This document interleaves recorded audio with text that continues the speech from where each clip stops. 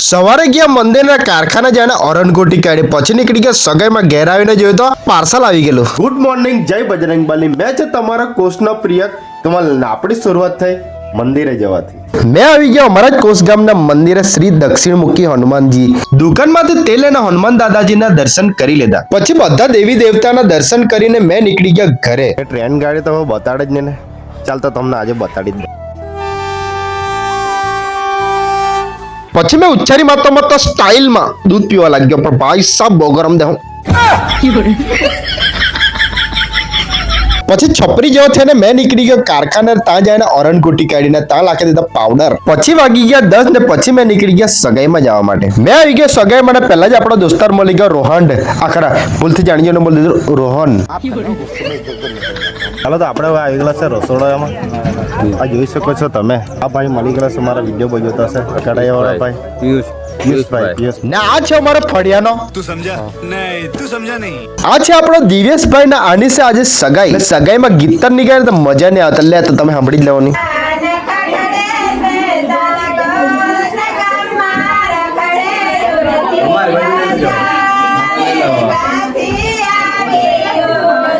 હવે તમને બતાડું ભાઈ ભાઈ બેન લોકો બતાડું કે તમને જરા સબર કરો. ના આ છે બધી વેવાણ ને ફૂલ એન્ટ્રીમાં જોવો તો ખરો તમે. પછી પડી એન્ટ્રી નવરીની. સગાઈ થઈ ગઈ ને પૈસા આપવાની વારી આવે એટલે દેવ ભાવાડ એટલે બનેવી મારા પાછળ ઉભા રહી ગયા. ખતરનાક લોકો. આ છે આપણો ખાસ મિત્ર કુણાલ, પણ આજે એને નહીં મારવાનો. આ છે મારી બિગ ફેન. આ મારા વિડીયો બહુ જોઈ. નામ છે એનું આરોહી. મસ્ત નામ ને. આ છે વેવાણ ને એને ભાઈ સબ ફૂલ એન્ટ્રી. એક વસ્તુ માંગેલો હતો તે પાર્સલમાં આવી ગયેલો છે. તે તમને બતાડું.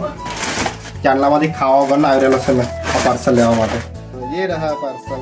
પાર્સલ તો આવી ગયું પણ કઈ બાજથી ખોલવાનું તે જ નહીં હોય. મેં તો ચંપુ જેવો છે હાવ.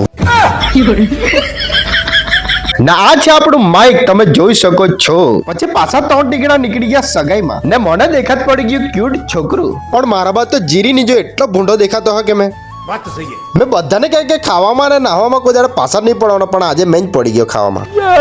આ ભાઈએ પાણી માંગ્યું તો કુલર આપી ગયા પણ ગ્લાસ નહીં આપી ગયા. પેલો ભાઈ ગ્લાસ લઈને આવ્યો એટલે આ ભાઈએ ખાયો એટલો. ભાઈ સબ દુનિયા પરનું ખાઈ લેતો. તો 50 ઇક્કા પર બેઠલો છે. ચાલ તો બીજા વિડીયો મળીએ.